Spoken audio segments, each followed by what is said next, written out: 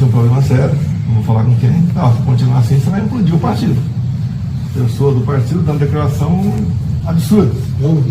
Como o Lula é extremamente popular. Tá, manda ele tomar um 51 ali na esquina ali. Essa declaração de Jair Bolsonaro aconteceu no Rio de Janeiro em conversa com apoiadores. A revolta do ex-presidente foi com a circulação de um vídeo de uma entrevista em que o líder do seu partido, Valdemar Costa Neto, do PL, faz elogios a governos petistas. O Lula é um camarada do povo. O Lula é completamente diferente. O Lula é completamente diferente do Bolsonaro. E é um fenômeno também, porque chegar onde ele chegou, foi bem no governo também, e elegeu a Dilma depois. O presidente do PL também elogiou a popularidade de Lula e disse que o petista é uma figura de prestígio, conhecida por todos os brasileiros. O Lula tem prestígio, popularidade. Ele é conhecido por todos brasileiros. O Bolsonaro não, o Bolsonaro tem um mandato só. O Lula, quando foi eleito presidente, ele foi eleito na 4ª tentativa dele para a presidência da República, sendo que ele já tinha tido uma tentativa para governo do estado também. O Bolsonaro não. Valdemar já havia causado mal-estar ao dizer que o petista é muito mais fácil de lidar do que Jair Bolsonaro. Recentemente, o presidente do PL também elogiou a escolha de Ricardo Lewandowski para o Ministério da Justiça e foi alvo de críticas da ala bolsonarista do partido. Valdemar foi um dos organizadores da aliança vencedora entre Lula e o empresário José Alencar nas eleições de 2002. Durante a gestão petista, foi um dos acusados de receber propina no esquema do mensalão. Condenado pelo Supremo Tribunal Federal no caso do mensalão, o deputado Valdemar da Costa Neto, do PR de São Paulo, disse que vai apelar à Corte Internacional de Direitos Humanos, da OEA, a Organização dos Estados Americanos. Com este passado ligado ao atual presidente, somadas as recentes declarações, o ex-deputado passou a ser alvo de bolsonaristas de dentro e fora do Congresso Nacional. Não é de hoje que o grupo ligado ao ex-presidente tenta de alguma forma assumir a liderança da legenda. No ano passado, bolsonaristas e políticos mais antigos do PL entraram em rota de colisão, com Valdemar dizendo a Jair Bolsonaro, abre aspas, você pode ser presidente da República, mas quem manda no PL sou eu. Fecha aspas. Apesar de serem maioria, esses aliados do ex-presidente não conseguem unir o partido em torno do projeto político de Bolsonaro.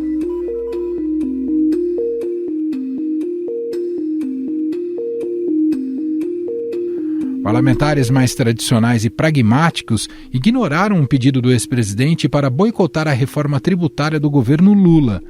De olho na liberação de emendas milionárias, 20 deputados votaram a favor do projeto do governo petista, aflorando a disputa de poder dentro da sigla. Foi votada a reforma tributária. Se fosse uma boa reforma, ninguém precisava ganhar milhões ou cargos ou diretoria de bancos para aprová-la. Mas como é muito bom para o projeto de poder do câncer vermelho, o pessoal compra gente nossa.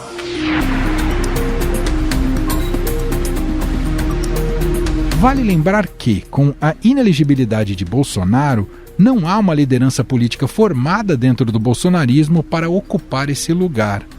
Mas essa não é a primeira vez que o ex-presidente fala em mudanças radicais dentro de um partido.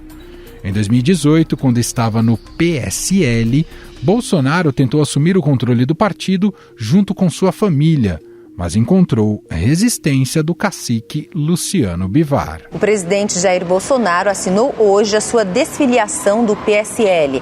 Hoje, o deputado federal Luciano Bivar foi reeleito presidente do partido.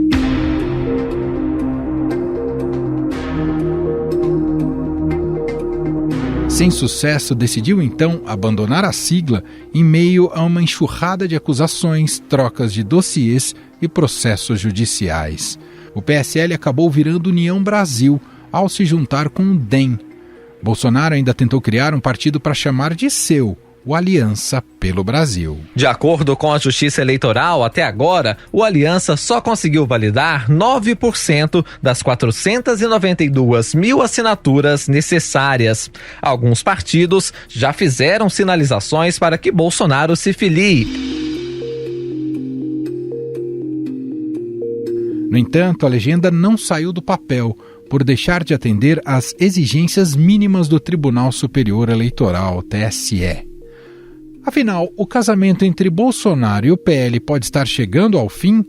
Valdemar começa a sinalizar que a legenda pode entrar no governo? Sobre estes temas, vamos conversar a partir de agora com o cientista político e professor da FGV, Fernando Abrúcio.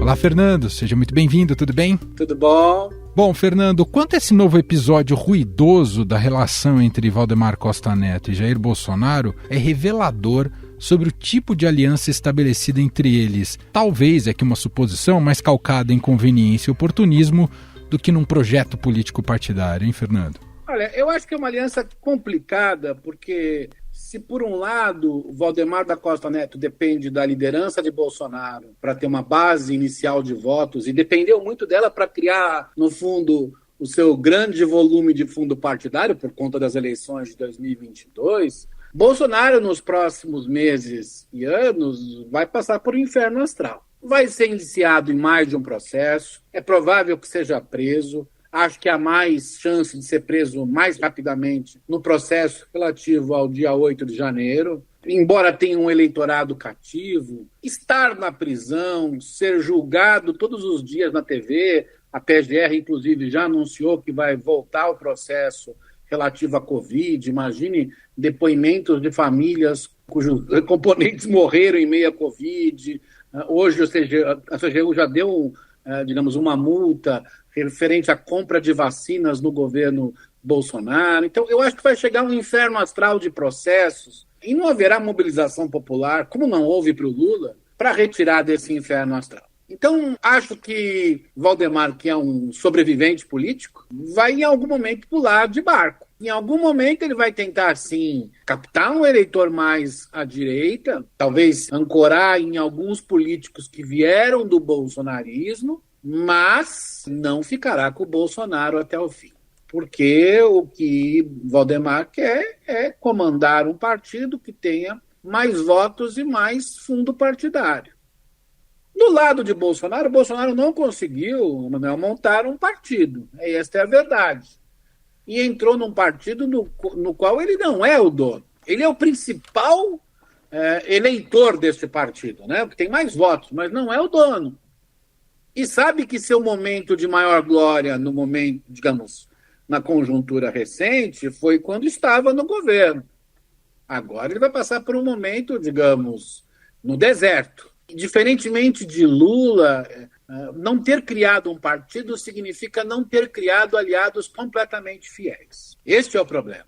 De qualquer modo, ele já está pagando um preço por, ao longo de toda a sua trajetória política, não nutrir uma vida partidária digna, né? Sem dúvida nenhuma. A vantagem de Lula era ter um partido. Isso faz muita diferença na política. Na política, Emanuel, não basta apenas a demanda dos eleitores. É importante a organização da oferta. Já não ter na eleição de 2026 o nome Jair Bolsonaro, e quem percebeu isso rapidamente foi talvez um dos grandes conhecedores da política brasileira, que é o Gilberto Kassab, já não ter muda muito a eleição. Por isso o Kassab insiste que é melhor para o Tarcísio concorrer à sua própria reeleição.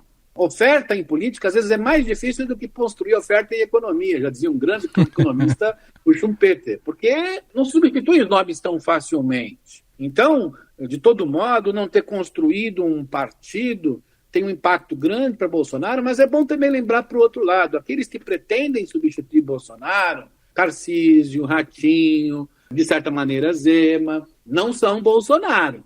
Vão defender Bolsonaro até o fim ou pretendem se vender como moderados em relação ao bolsonarismo? Não é tão simples essa equação. Então, acho que a eleição municipal para o Bolsonaro vai significar colocá-lo diante desse dilema. Optar por alternativas melhores contra o lulismo e assim ficar mais com um flanco mais aberto para se enfraquecer como pessoa, como líder politicamente, ou optar por sua defesa e perder no curto prazo para que, no médio e longo prazo, ele conduza e não seja conduzido uma oposição ao lulismo. Eu acho que esse é o grande conflito que o Bolsonaro vai passar no ano de 2024.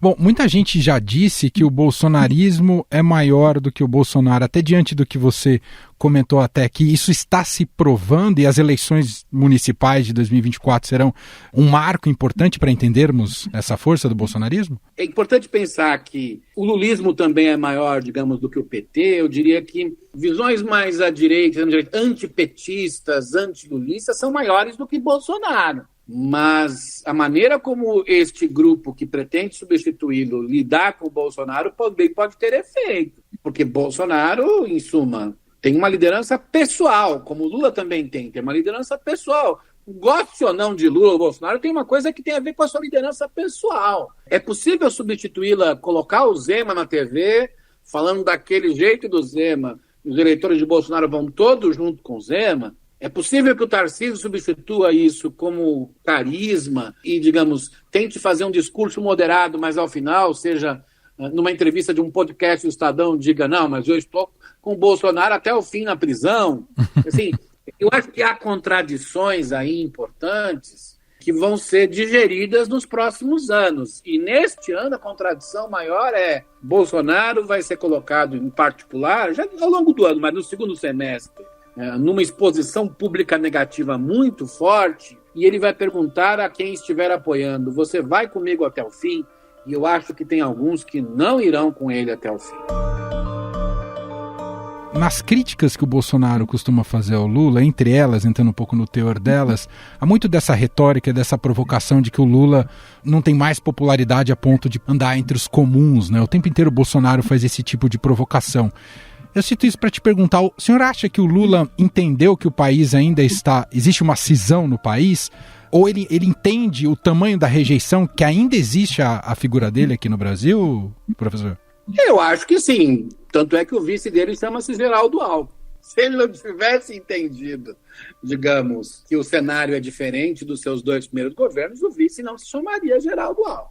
Segundo, o Lula está construindo um conjunto de viagens para esse ano. Olha, o mapa é muito estratégico. Começa pelo Nordeste, vai para obras. É verdade que, olhando as pesquisas mais importantes que nós temos, né, da Quest, do Lavareda, da Atlas, do próprio Datafolha, elas mostram que o Lula continua muito bem com os mais pobres. As classes D e E continuam. E talvez, portanto, o Bolsonaro falou isso, se não me engano, em Angra dos Reis, em frente à sua lancha. Talvez lá em Diadema, na birosca da favela, como se diz na periferia, de onde eu vim, por exemplo, o Lula tenha um lugar bom para tomar um rabo de galo com o eleitor.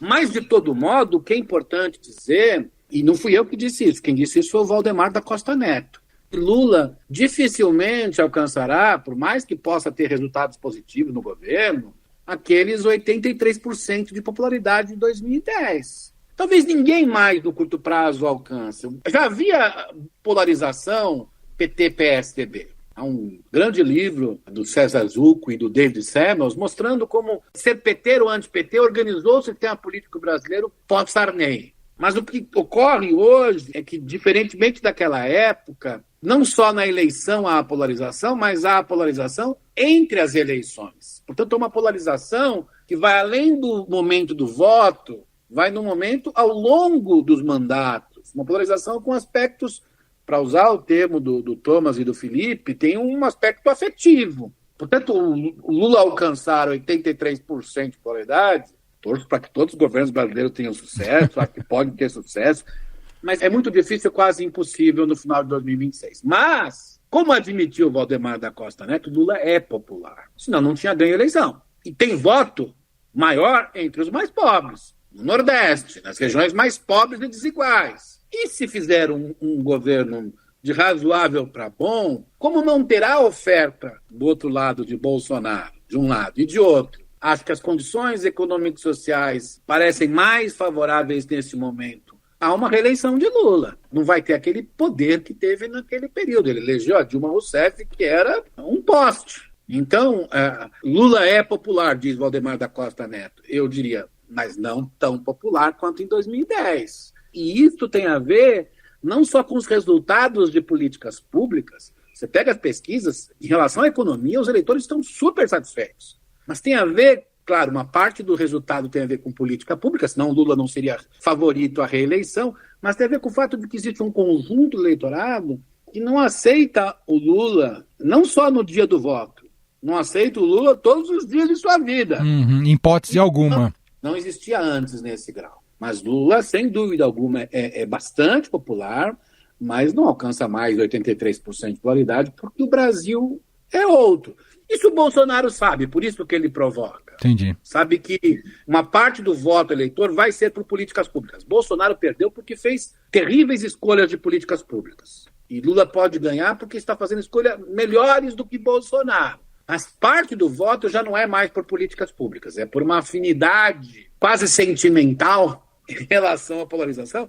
O pior, na verdade, Manuel, é que essa afinidade divide, né, tem uma parcela eleitorado, talvez próximo de 70%, que esteja muito vinculado a esta afinidade, seja apoiando o Lula, sim, seja contra o Lula. Os outros 30% é que definem, e vão definir muito por políticas públicas. Mas nessa divisão, matematicamente, se torna muito difícil você ter uma terceira via, que sobra pouco espaço para uma terceira via, pelo menos no curto prazo.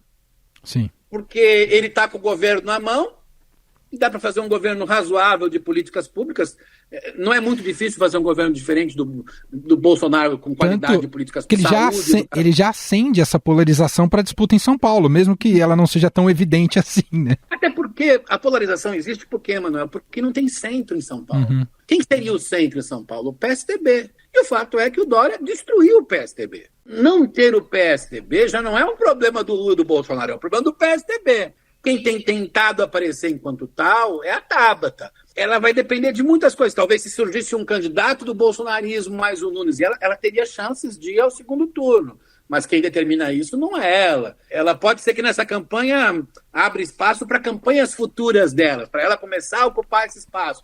Mas no curto prazo, o centro é um eleitor fundamental para o segundo turno, mas é um eleitor que não leva ninguém ao segundo turno em São Paulo. Esse é o ponto. É por isso que eu acho que o Ricardo Nunes pode ter um problema no segundo turno, porque pode ser que o eleitor de centro faça como fez em 2022 na cidade de São Paulo. Vote no candidato Lula. Esse é o desafio do Nunes. Uhum. Mas o fato é que, neste momento, está muito difícil, na maior parte do país, construir esse caminho de centro. Talvez alguns tenham, possam, nos próximos anos, tentar mudar esse cenário. Mas, no curto prazo, essa polarização afetiva, ela cria, como a gente diz em economia, uma barreira de entrada para o centro. A partir daquilo é difícil você conseguir entrar na briga. Ao mesmo tempo que o centro vai definir quem vai ser o próximo prefeito de São Paulo e o próximo presidente do país. E nesse sentido, aqueles da direita que de alguma maneira têm uma vinculação com o Bolsonaro, se quiserem ter chance, em algum momento tem que empurrar o Bolsonaro para o precipício. É preciso saber se ele vai aceitar isso, se os eleitores mais radicais do bolsonarismo vão aceitar isso. Então, é um cenário escorregadio que se criou na política brasileira por conta desse tipo de polarização, que não é algo apenas do Brasil, está ocorrendo nos Estados Unidos. Grande parte dos eleitores, e principalmente dos políticos republicanos, não sabem o que fazer em relação ao Trump. E, nesse sentido, portanto, tal como nos Estados Unidos, o fator que gerou esse modelo de polarização afetiva, embora acho que hoje ele beneficie mais o Lula, é Bolsonaro. Ele que gerou esse modo de fazer política, por isso que fez um governo que não foi baseado em políticas públicas, foi baseado em valores. Isso lhe gerou uma liderança, mas lhe gerou também a derrota eleitoral. Perder eleição, reeleição no Brasil como presidente é difícil. A Dilma foi reeleita, só para dar o cenário. Então, assim, acho que essa lógica, digamos, da polarização afetiva cria uma barreira de entrada para o centro, mas também cria dificuldades para a direita ou para a extrema-direita ganhar eleições nacionais no Brasil. Só para fechar, voltar no Valdemar Costa Neto e os sinais e um pouco dessa crise também. Você imagina um PL mais governista a partir de agora? Ou nessa crise de identidade entre ser governista e oposição? O próprio Valdemar já disse há alguns meses que cerca de 30 dos deputados, 1/3 quase dos deputados do PL, vota com o governo constantemente. O PL do Norte e Nordeste depende muito do governo. E talvez no dia seguinte da eleição municipal vai depender mais ainda. A questão para o Valdemar é como se desenha o cenário eleitoral pós-2024. O Marco Maciel, que era um gênio da política brasileira, dizia que uma eleição começa quando acaba a outra. Então, assim, quando acabar a eleição de prefeito, os atores vão olhar. Tem 2 anos, se o governo tiver com o cenário de hoje, 3% de crescimento, inflação em queda, mesmo que devagar, e desemprego baixo e políticas sociais, muita gente hoje, digamos que é anti-governo, vai buscar o governo. Claro. Como fizeram com o Bolsonaro, apostaram na reeleição, porque Bolsonaro disse, eu vou fazer aqui uma mudança constitucional enorme, e fez, e vou jorrar o Brasil de dinheiro. E fez isso, né? Ele colocou na Constituição auxílio a taxista. Nunca imaginei uma Constituição que tivesse escrito isso. Portanto, a segunda parte do mandato, se o governo estiver razoável, não estou nem dizendo excelente, ótimo, razoável, tende a puxar parte, digamos, dos partidos do centro-direita, inclusive gente do PL, para isso. E aí eu digo, se Bolsonaro e Valdemar da Costa Neto não brigarem até a eleição municipal, eu diria, há grandes chances de que eles briguem muito depois da eleição municipal. Até porque o candidato que seria mais naturalmente próximo ao Bolsonaro, que estaria inelegível e provavelmente preso, é o Tarcísio do Republicanos. Republicanos, é. Não é do PL, o Republicano não vai falar assim, PL, te dou todo o meu dinheiro, todos os meus recursos, todos os meus... Acho que não. O PT não faz isso com o PSB, o partido não faz isso, fazem aliança. Uhum. E, portanto, o Valdemar seria um aliado menor junto aos republicanos. Este é um cenário torna o Valdemar da Costa Neto mais fraco depois da eleição municipal. Por isso que ele aposta eleger muito prefeito, para poder ter um poder de barganha maior. Nós vamos ver isso só depois da eleição municipal. Sensacional. Ouvimos aqui Fernando Abruzzo, professor, cientista político da FGV, gentilmente atendendo aqui a nossa reportagem. Muito bom te ouvir, professor. Obrigado pela participação. Obrigado a todos. Um abraço. Estadão Notícias.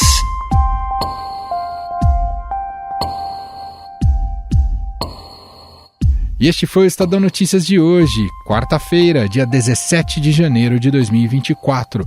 A apresentação foi minha, Emanuel Bonfim. Na produção, edição e roteiro, Gustavo Lopes, Jefferson Perleberg e Gabriela Forte. A montagem é de Moacir Biasi. E o nosso e-mail, podcast@estadão.com. Um abraço para você e até mais.